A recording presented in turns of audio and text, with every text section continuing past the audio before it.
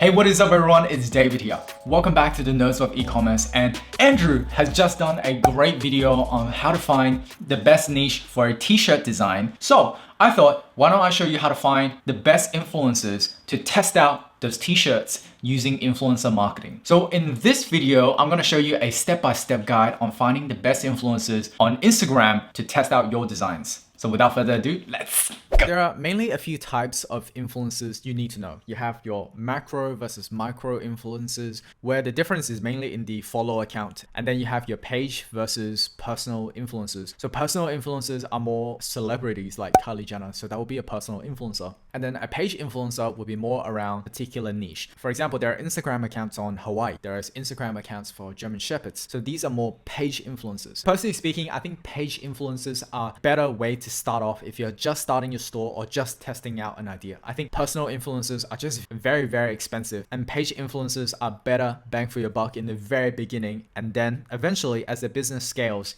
you can try personal influencers. So there are three main ways to find the right influencer. You can search for them on the search bar. There is a similar to function, and roaming through hashtags. So instead of me talking, I'm just gonna do a live demonstration right now. So let's start off with keyword research on the search bar. So let's say Andrew and I are working on a German Shepherd t-shirt store, and I want to test the idea on page influencers just to see if anyone or if there are any people in general are interested. So one of the first things I can do is just to type in German Shepherd.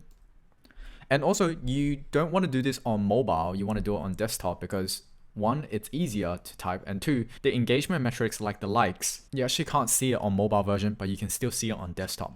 So I prefer to use desktop version for my research process. Let's say we're testing a t-shirt idea with German Shepherds, and the first thing that we can do to look for page influencers that might be in our niche is just to search for that topic. So if I just start typing German Shepherd, I think this account came up over and over again. So let's go inside.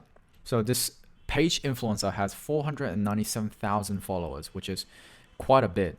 And if you look at the engagement metrics on here, quite healthy actually. It's got 497,000 followers, and he's got on average 20 to 26k likes, except for these ones.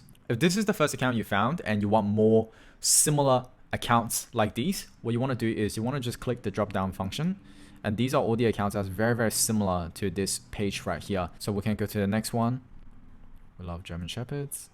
This one is a bit of a smaller following, and wow, the metrics are quite good actually. So this could be another one. And what you want to do is you just want to put these handles into a spreadsheet and keep a tab on all of them so that you can do outreach a little later. And you just keep going down the rabbit hole to find more and more accounts like these. So one, you can do search, and then two, you can do a similar to function, and then you can see all of these. And if this is not enough, you can just go see all, and there's a lot more for you to go through. There should be plenty for you to go through. The last method is to go through hashtags. So let's say we'll go hashtag, say German Shepherd. So there is quite a bit. So let's say German Shepherd puppy. And what we're really looking for is look at which are the potential influencers. So this could be a good one.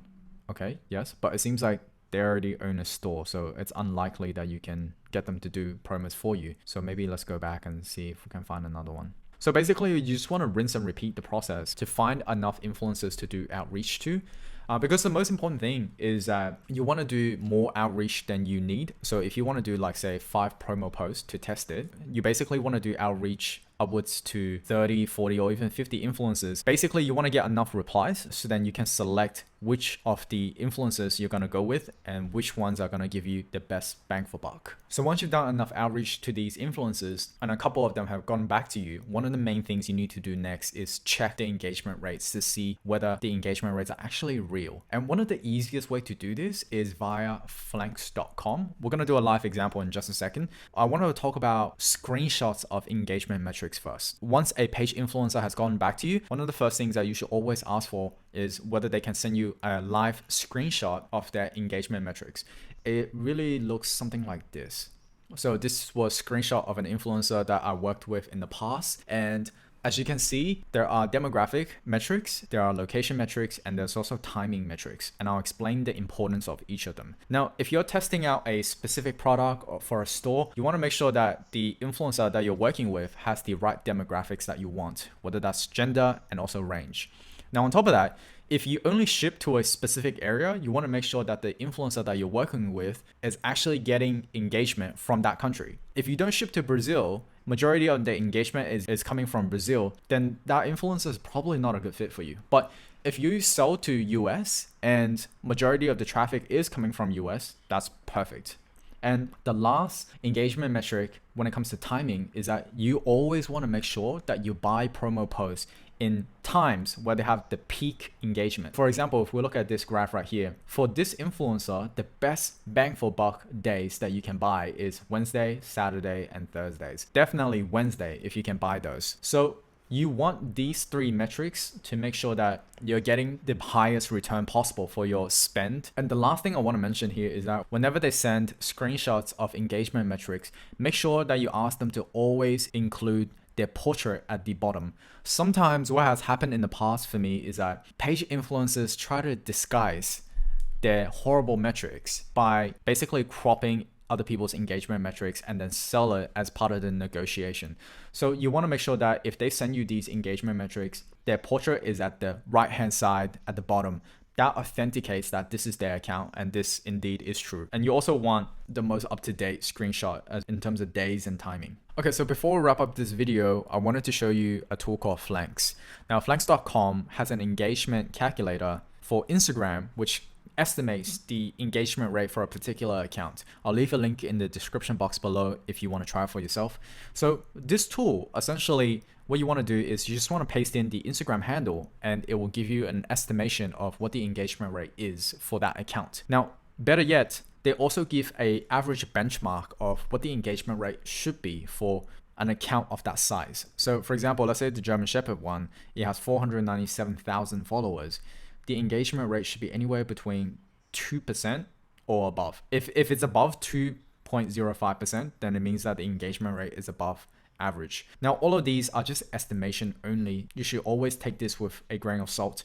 Now, I've actually used all three of my limits today, but if you want to try this for yourself, you just want to paste in the Instagram handle here and it will calculate on engagement rate after say 1 or 2 minutes. So this is a super handy tool to further filter the influencers that you want to work with. You always want to work with page influencers that's above the engagement rate within the range. If possible, that would at least increase the chances of you getting a higher return for those promo posts.